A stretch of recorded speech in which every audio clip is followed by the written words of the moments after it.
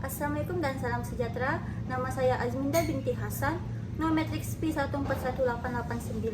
Saya akan menyelesaikan tugasan individu bagi subjek pengajaran makro dan mikro ini. Assalamualaikum murid-murid semua. Waalaikumsalam, Cikgu. Baiklah murid-murid, pada hari ini Cikgu akan mengajar kamu semua mengenai tamadun Cina. Tapi sebelum itu, Cikgu akan menerangkan dulu mengenai konsep tamadun. Bagi ahli antropologi, tamadun ini dikaitkan dengan kebudayaan. Manakala arkeologi menegaskan tamadun dihubungkan dengan peninggalan bahan-bahan bukti, sebagai contoh artifak-artifak lah. Seterusnya, tamadun ini juga dikenali sebagai suatu ciri masyarakat yang membezakan sebuah masyarakat tersebut maju atau masyarakat yang mundur. Baiklah murid-murid, terdapat dua gambar yang Cikgu sediakan di sini. Kedua-dua gambar ini berkaitan dengan tamadun Cina. Baiklah, Cikgu akan memberikan soalan yang pertama, yaitu gambar istana ini merujuk kepada istana apa murid-murid?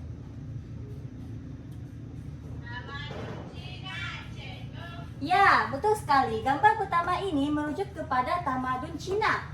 Kita beralih kepada gambar yang seterusnya. Oke, dalam gambar ini, apakah situasi yang berlaku murid-murid? Pemeriksaan sedang dijalankan. Ya, tepat sekali. Peperiksaan sedang dijalankan.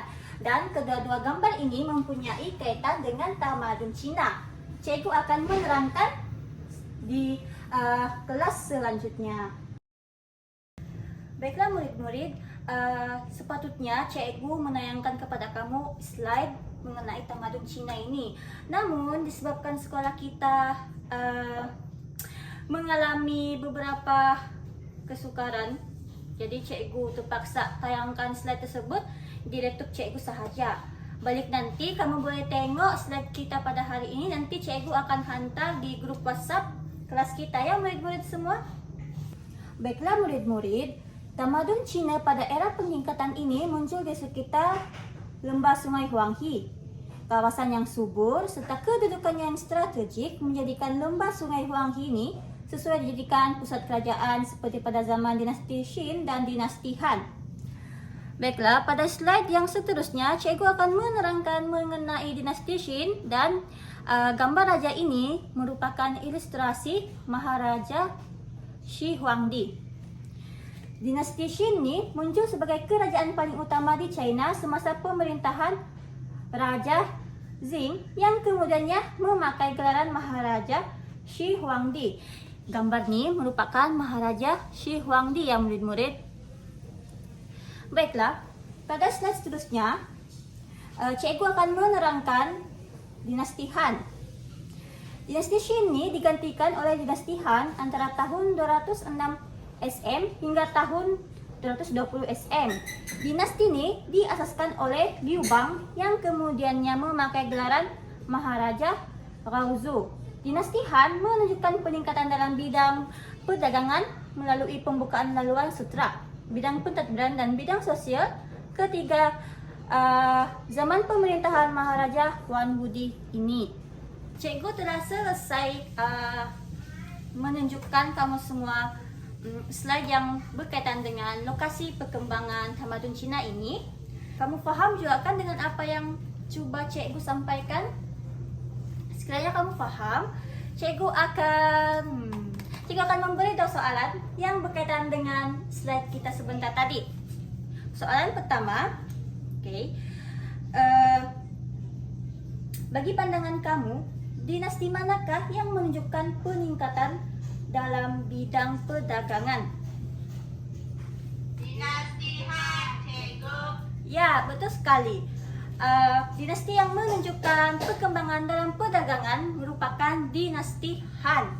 Hal ini karena mereka membuka laluan sutra tersebut, sama seperti yang Cikgu terangkan dalam slide sebentar tadi. Baiklah, soalan yang kedua ialah, berdasarkan pemahaman kamu semua, mengapakah Sungai Huanghe ini dijadikan pusat kerajaan? kawasan yang subur dan strategik. Baiklah, alasan pertama sebab kawasan Huang Hini merupakan kawasan subur.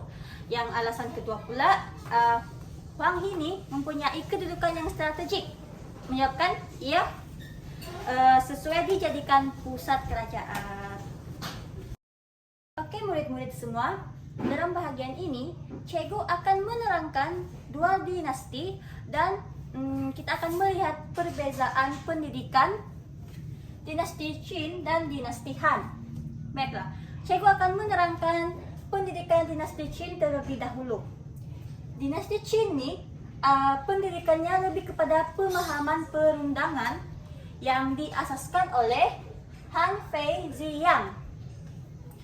Pemahaman perundangan ini menitik beratkan undang-undang dan tingkah laku pada zaman tersebut.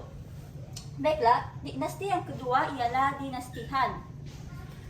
Pendidikan dinasti Han ni semakin meningkat selepas penubuhan sekolah tinggi di Chang'an.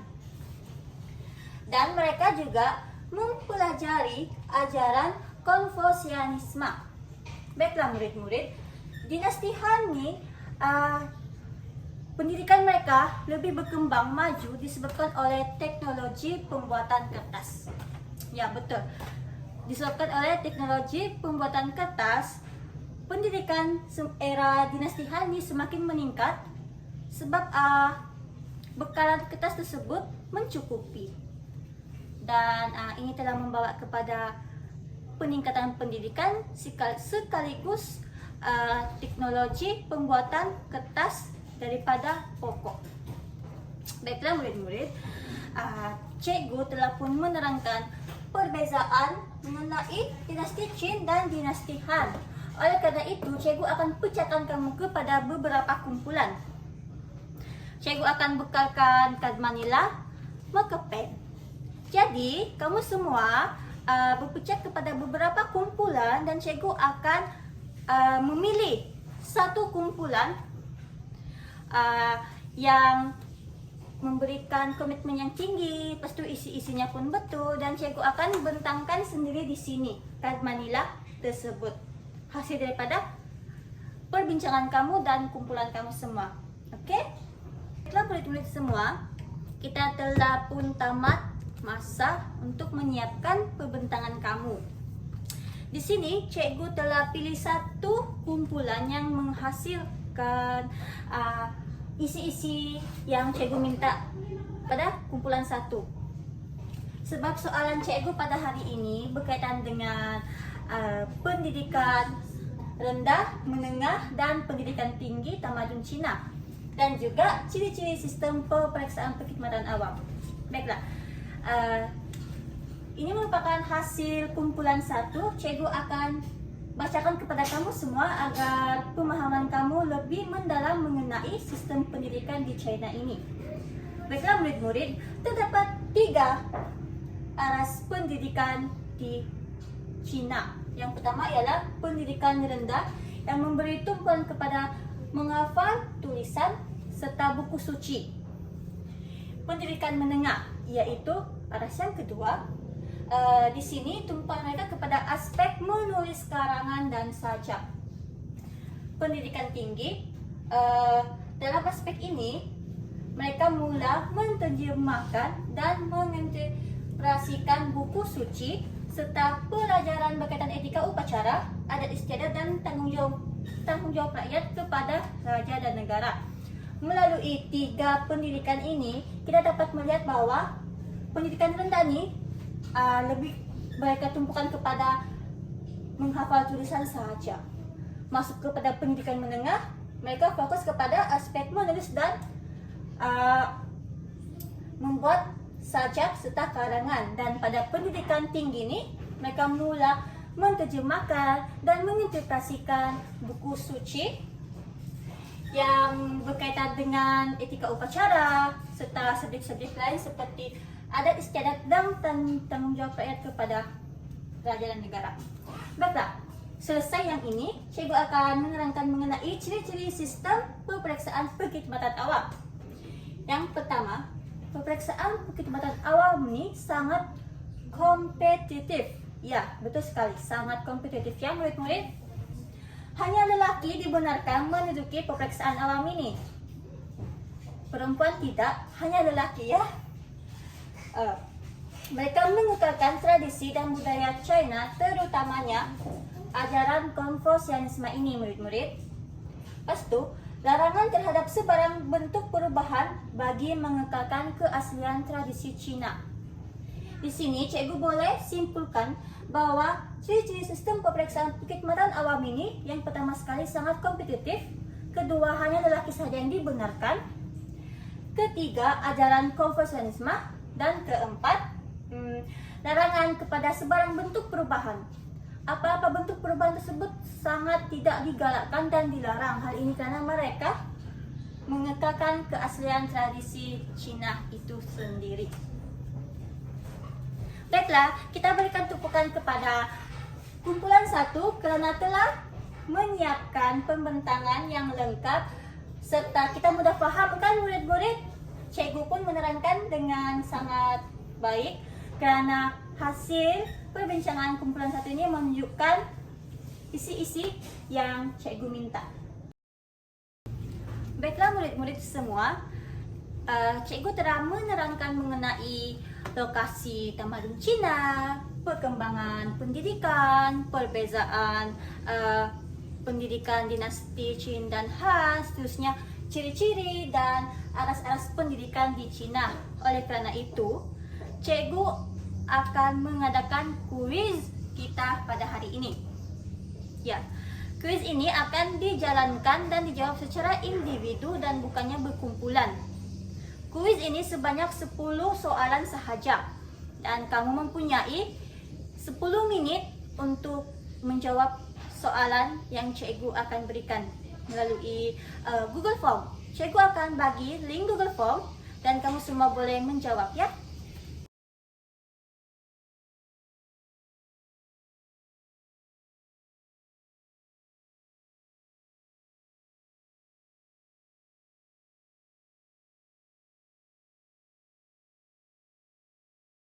Murid-murid semua tamat masa ya untuk menjawab soalan Google Form yang cikgu berikan.